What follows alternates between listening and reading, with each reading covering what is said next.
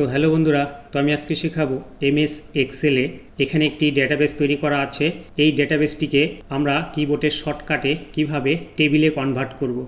তো প্রথমে এই সেলটিকে সিলেক্ট করতে হবে। সিলেক্ট করে কিবোর্ডের কন্ট্রোল-A টাইপ করতে হবে, তাহলে টোটাল ডেটাবেসটি সিলেক্ট হবে। এরপর কিবোর্ড থেকে অল্ট কি প্রেস করে HBA টাইপ করতে হবে, তাহলে কিন্তু সঙ্গে সঙ্গে টেবিলে কনভার্ট হবে। তো এরপর এটিকে যদি আমরা আবার রিমুভ করতে চাই, তাহলে প্রথমে সেলটিকে ক্লিক করে কন্ট্রোল-A টাইপ করতে হবে। এরপর অল্ট প্রেস করে HBN টাইপ করতে হবে, তাহলে কিন্তু টেবিলটি রিমুভ হবে।